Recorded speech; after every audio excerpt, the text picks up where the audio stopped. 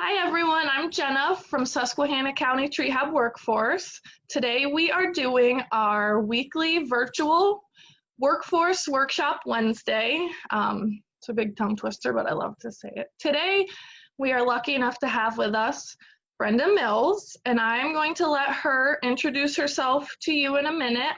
She's going to tell us a little bit about her career and what she does, and then she's also going to share some great tips with us for parents and children and students alike who are doing things virtually or from home during this pandemic. So I will turn it over to you, Brenda. Hi, I'm Brenda Mills. I'm the Assistant Director of Programs at HANDS of Wyoming County.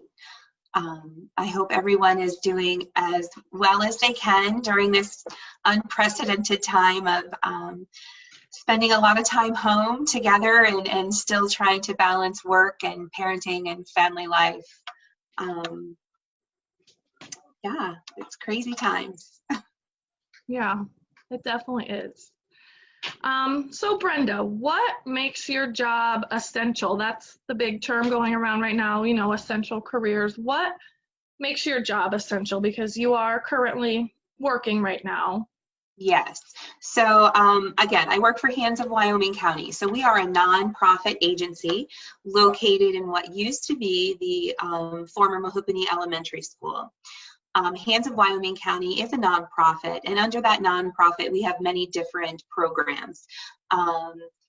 One of the main reasons why we're essential is we have an emergency food and diaper pantry. So anybody who's in need of those things or those resources can contact us.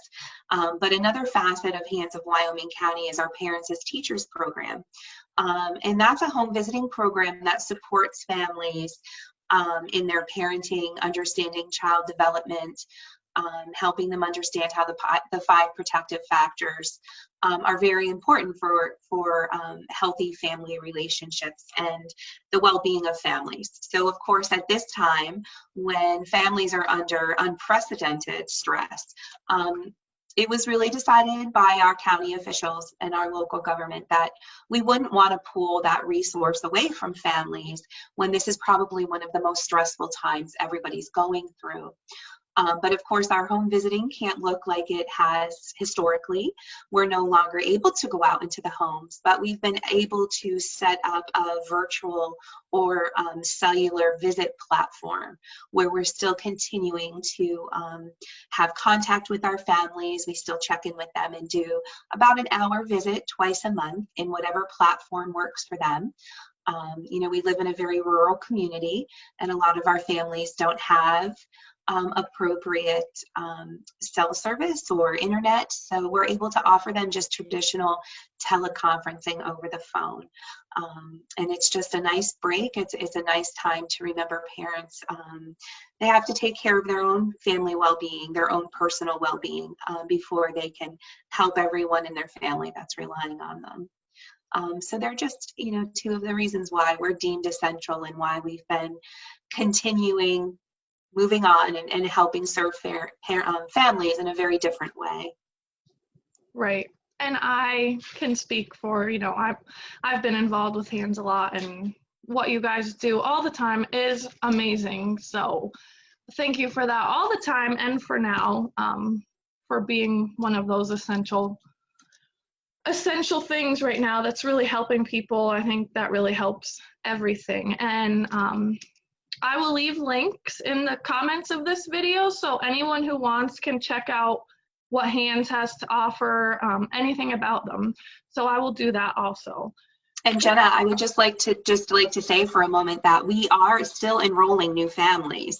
So if there's someone that's interested, you know, if they reach out and contact myself or the office, you know, we're still onboarding new families. It's business as usual for us. So if anybody's interested, it's not like they have to wait for us to return to business as usual.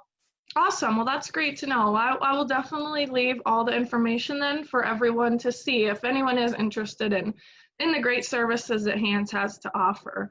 Now, Brenda, you kind of touched on it in our last question, but just briefly, what does a typical work day in your position look like normally versus now things are a little different. Mhm. What does a day in the life look like? Okay, so I'll use myself specifically. My position's a little bit different because I am the assistant director of programs. So historically, I would, my day is from 7:30 to 3:30 because one of my responsibilities is working in a partnership with the district. I oversee the truancy for the school district from grades kindergarten through third grade. I'm only a part-time home visitor, and I'm also the director of the Wyoming County Resource Room. So every day and every part of my day is a little bit different. My days traditionally start at the office, where I dedicate, and a lot of time to each of the things that I'm responsible for doing. That might include attending some magisterial court dates with families who have been in violation of the district truancy policy. As the resource room coordinator, I plan and execute a weekly story hour. Again, with the resource room, I also host our in-home pre-K programs. We have 2 pre-K classrooms and Head Start. They come to my room weekly where we do a story hour, and then they're able to play in the resource room, which is kind of set up like a classroom. And then I go out on my home visits and I see my families. We are responsible for a lot of data keeping. There are screenings and things that we need to perform to stay with fidelity of the Parents as Teachers program. So you're responsible to do a lot of that. And in this time of transition, the only thing that has really changed a lot for me is, of course, with the school closing. They don't need us for truancy. However, I've been helping them implement and have the word spread about how they'll do things like kindergarten registration, because I do transition activities for the district. As far as my home visits, as I spoke to before, we're doing those virtually. We are offering story hour virtually once a week as well. So that is not just for clients of our program. Hands of Wyoming County has a Facebook page where we post daily activities, but then we also put the link for our story hour. We do pre-post the craft activity we'll be doing to give families time to collect those items so they could join us with the craft time as well. We are a rotation basis in the office right now. We're trying to follow all of the safety guidelines set in place by Governor Wolf. So there's only 2 of us in the office in separate places, and we're on a 4-day rotation, but there's always 2 people in the office manning it from 9 to 4 every day. So if we're not in the office, then we're working from home virtually, doing all of those things. So my responsibilities haven't changed. They're just in different formats now. Right. Sounds it. And sounds like you're still doing so many things to help families out. And once again, I will say, I will share into our Susquehanna County Tree Hub page, I will share the link for the HANDS story time too, because that's something great for kids to be doing. I can speak personally because I've had my daughter do it, and it is great, an activity for them to do some interaction with other children, even though it's virtual. So I will share that as well, because that's a great resource, especially right now when, some families and kids, I think, are going a little stir crazy. There's only so much that can be done at home, inside, when it's not that nice out yet. So lastly, before we get into some advice, Brenda, I just want to ask you, for anyone watching who may be thinking, wow, this career field sounds really interesting, really awesome, kind of a twofold question. Any advice that you may have for somebody who would be interested in getting into your career field, and kind of what it takes to get there, whether it's schooling, certifications, courses, kind of anything that someone would want to try to do if they were interested in doing something similar to what you were your colleagues at HANDS do? Oh, okay, absolutely. So for our job, one of the requirements is you do need a 4-year degree. They like to see 4-year degrees in early childhood education, of course, because that's where we focus on, but also any social service degrees. So if you had it in a degree in casework management or behavioral health or, anything people service related psychology, those kind of things. But really the knowledge of early childhood education is a bonus as well. But that's not to say everybody that works for us has that 4-year degree. It's really, it's where you fit, it's your comfortableness. For me personally, this job was a culmination of every job I've had since college. I taught Head Start in Allegheny County for 4 years, and part of that platform was I did home visits. I moved home and chose to stay home to raise my kids before I got a reading position with the district. And I had done that for a few years, and I was a TSS worker for a time as well. So when this position opened up and my kids had already grown and graduated, and I no longer needed the school district schedule any longer because my kids were grown, I found HANDS of Wyoming County, and it was perfect for me. It took my home visiting experience, my early childhood education background, my need for making it feel like I'm making a difference for other people. They all kind of played to my strengths, and I'm very comfortable doing home visits. I would say if it's something that you're thinking about doing, you have to be really mindful not to be judgmental. Everybody comes from a different place in their life, and we're not there to judge anyone. We're there to help people understand that they're the first and by far most important teacher their child is ever going to have. And we want everybody to be the best they can be. So I think if you're a person who likes to be helpful and loves children and feels comfortable, in a kind of a conversation setting, it would be a great career choice. Right. Awesome. Well, thank you, Brenda. I love that. It sounds like you love your job. I love what I do at HANDS. I am so very happy there. That's great. Okay, so now we're going to get into some tips or advice for these families during these hard times at home, doing schooling, work, whatever it may be, all of that good stuff. So as we've talked a lot, everything seems virtual now. A lot of things have to be done just like this interview, just like your home visits virtually. So what is some advice or tips that you would have for families who maybe don't have the best internet, or any internet for that matter, or are very rural and, don't have that luxury, so to speak, and can't really do a lot of virtual things? Do you have any tips for families like that, what to do with kids to keep busy or occupied? Absolutely.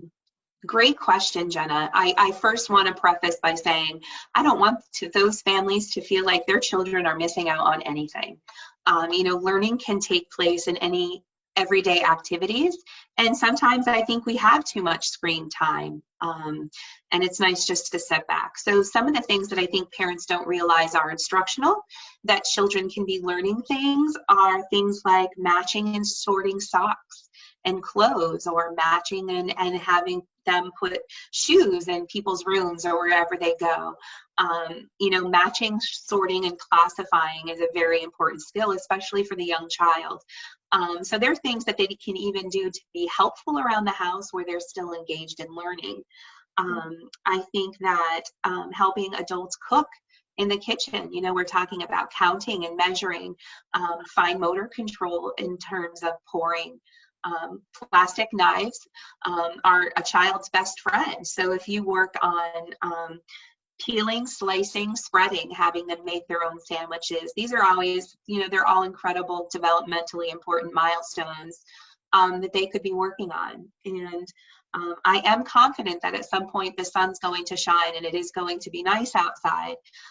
And that just offers a whole nother world of engagement. You have playing outside for large motor. There's things like gardening that children could be learning so much from. And I think it's also important to remember, in addition of doing all of this educational stuff, it's a really unique time that families have, that they're able to just spend time together and play, and get to know each other. You know, this forced slowdown gives us a nice opportunity to do some of the things that we've missed.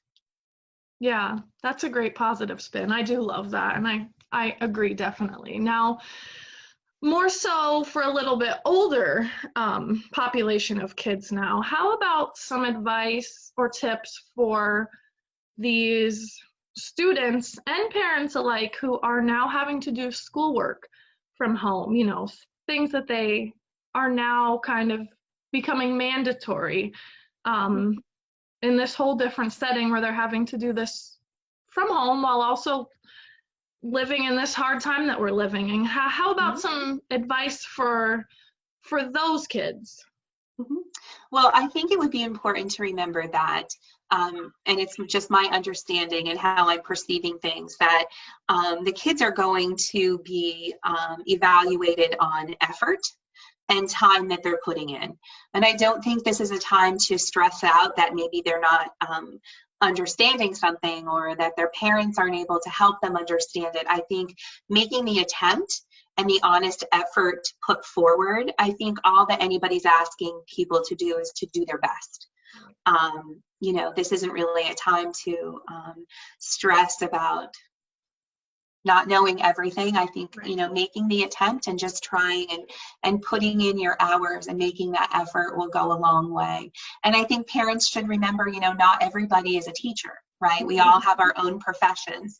So it's okay as a parent that we don't feel adequate all the time, because not all of us are teachers. You know, we have so many important jobs and vocations, and we all have something to offer. So I think not stressing out and just being encouraging and supporting one another can be just as important, if not more, right now.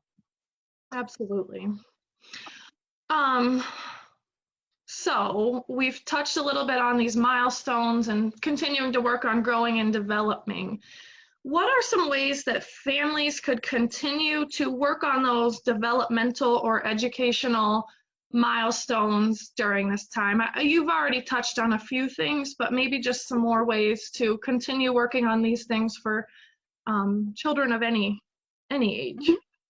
Well, I think, you know, I spoke about all of the opportunities and stuff of being outside and just playing through, you know, learning through play, those kind of situations. But there are, you know, technology is not always bad. And I don't want to come off that I'm anti-technology. But right now, a lot of the zoos and museums are offering virtual tours. You know, I think it just shouldn't be a time of curriculum learning. We can expose our kids. You know, I never realized that I would be able to show my nieces and nephews museums in foreign countries, or, you know, seeing the Great Wall of China. We looked at that this weekend, and it's an opportunity, since life has slowed down, to expose our children to things that maybe they normally wouldn't have been able to be, you know, exposed to. As I said before, Hands of Wyoming County is doing a daily activity post on our Facebook, as well as our weekly story hour. PBS for Kids is a wonderful site to go to that gives you some ideas as well. There's things like the Public Library Association worldwide is now offering books that you can check out online. So, you know, even if you don't have a computer, but if you have a smartphone or a Kindle, you can have access to millions of books that way. And they're offering a lot of services online. There's an organization called the Brazelton Touchpoint Center that works in conjunction with Sesame Street. And what a resource that I've offered to a lot of my families is Sesame Street is fantastic at taking very controversial subjects that sometimes as adults we don't feel comfortable with ourselves, but then are almost crippled when we think about sharing that information with our children. And they recently put out an episode that you can access on YouTube that kind of explains COVID-19 to the kids in a not very scary way, but you know, why a lot of their adults in their lives are home, why we can't go places, why we need to wear masks. And it's just a very gentle, calming way, and it's explained at a level where especially younger children can understand. But I find even as an adult, it makes me feel more at peace with things. It's a calming effect. And one resource I will put out there, Jenna, and I know speaking to you prior, we were going to talk about this, but they actually did a video with Elmo's dad, congratulating parents about doing such a good job and being patient and understanding that this is a really stressful time for moms and dads or caregivers, because we're not just asking you to be a parent, we're asking you to work at home. We want you to be a teacher. We want you to be a parent. That's a lot of things on your plate. And of course, that's only if you're fortunate enough to be working. A lot of families right now are facing unemployment and the uncertainty that comes along with that. So I think it's just important that we focus on well-being and just knowing that we're okay as adults, because if we're not okay, our children aren't going to be okay. So just making that conscientious effort of doing some self-care and some self-reflection and knowing that, we're all going to be okay. Everybody's upset at this time. It's unprecedented. So that means, we don't have a book to follow. We don't have rules for this situation. So just trying to do our best and being healthy and taking care of everyone as best we can. Yeah, and that's great advice, Brenda. Thank you for that. That was going to be my next question, was some advice for those parents, those moms or dads or grandparents or whoever are those caretakers who are trying to do all of those things right now. I mean, it's a lot, when it's all combined into one. Normally you have work, usually at work, kids have school at school, and then you have home, but now it's all together, and that's a lot. That's a lot. It is a lot. It is a lot. And as adults, we look forward to sometimes going to work to get that break, right? Right. But now our kids aren't getting a break either. So everybody's kind of, on the edge of their seats. So it's just important to remember just to take a time out, go do something fun, take a walk, play in your yard, make a snack that you like. And everybody should be helping, right? This isn't a time where one person should be doing all the cooking and all the cleaning. Have it be teamwork, because even little kids can help. You know that. Yeah, absolutely. I think you're right. I think this is really to take the positives out, like a lot of what you said. It's just the time to really appreciate the small things and the time together. So that is so much good advice and good tips and information and a positive spin on things, which I think is so important right now. I think those are all of the questions that I have right now. Do you have anything else you'd like to give advice on or tips on, or anything else you'd like to share with anybody watching this today? You know what, Jenna, I would just say, even if you're not interested in our program, we do have the Resource Center, and you don't have to be a client for us to talk to or to give you suggestions. So just please feel free to contact me at HANDS, and we're willing to help you or put you in contact with any resources or programs that you might need. Awesome. Well, thank you so much, Brenda. I really appreciate it. I think that's great information for everybody, but also some great resources for people watching with kids or even not with kids. So thank you so much for spending this time with us today. I really appreciate it. Oh, you're welcome. Thank you so much for inviting me. Thank you, Brenda.